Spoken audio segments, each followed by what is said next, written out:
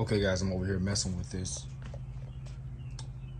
stickers, these vintage stickers. I just glued this one on. I know I could have bought this decal. I knew there's so many out there. They're pretty inexpensive. However, if you look at the fonts on most of them, they're not like this. I'm almost positive this is from the 70s. This car set up 35 years before I bought it, in this condition, not touched, so we know it's vintage, but I'm pretty sure it's from the 70s when that intake and car was put on there. But I want to save it because it was an original decal. That's why I went through this and cleaned it up pretty nice. I may don't put this one on.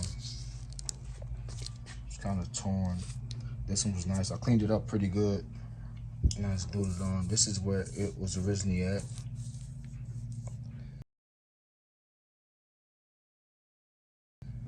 And this one was on the opposite side. So not gonna probably put this one back on. This looks good already. Cleaned it off with some spray weight glass cleaner. So I'll let this sit up. And yeah, just gonna put that one on. I think this looks nice, but I was able to save these vintage stickers, man. I don't know if they from the period. I know they from back then sometime, I believe.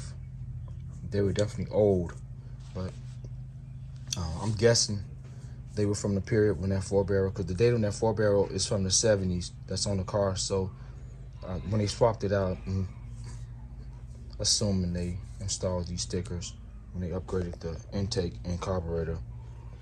So maybe from the 70s or the period. I think that looks really nice, clean. But I was able to save the sticker though, guys. I was able to save it, and it looks nice. I let it sit out, and I had something sitting on top of it to kind of flatten it out because it was continuously curling up like that one. But yeah, we're not going back with this. I'm just gonna use this.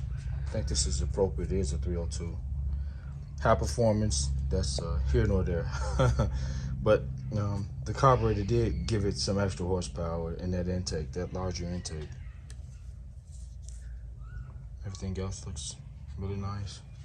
I'll show you all the spare. So here's the spare. We got to get this put on the new tire. The tire's on the back of the car already. It looks nice. The jack, I got to paint the jacks. I have them in some rust remover right now. I'm gonna paint them in the things that mount it in place. But yeah, and this breather either was the same one as well.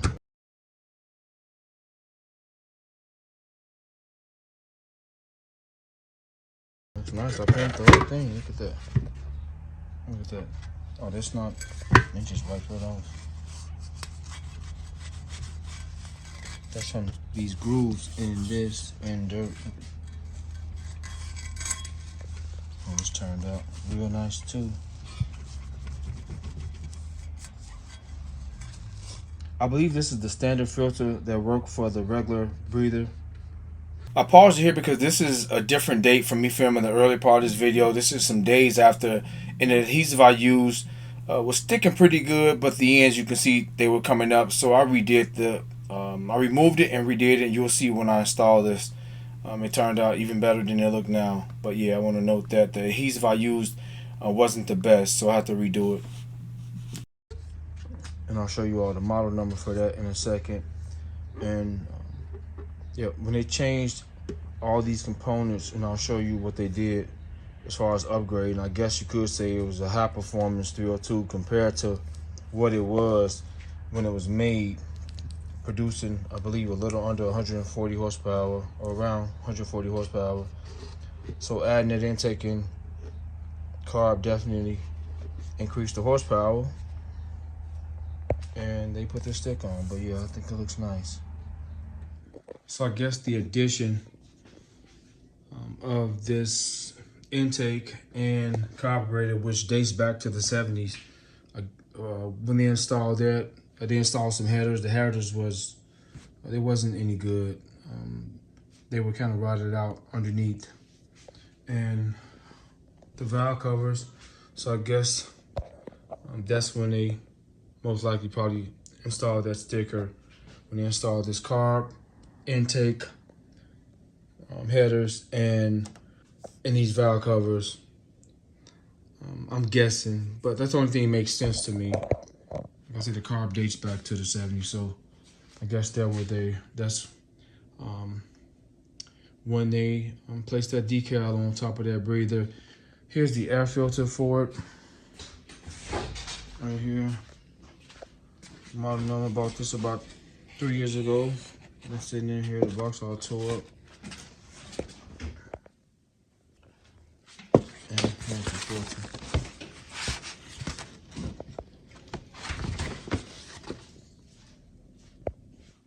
All right, just want to show you all that, and we're gonna finish with the car. I'm at 1500 grit here, about to go up to 2000 grit, and ultimately 3000 grit. So stay tuned, and I'm gonna do a couple more how-tos on a few things, something on the inside and something somewhere else, something else I was gonna do a how-to. I gotta think about. There's 2 more things I'm gonna do a how-to that I don't have on my channel that I found helpful as I close out the Mustang 2 series. I'm gonna do a couple more how-tos on a couple different things, and that kind of pretty much would be me covering the entire car, even down to the windows, mirrors, door. I don't think I've not covered anything on this car. I've covered every single thing on this vehicle. I'm in the 90%, 95% of me covering every single aspect. I don't care what you look at or what you think of on this car. I got a video on it. So, yeah, let's get this thing together and finish off. All right, stay tuned for more content and hit that like button for me.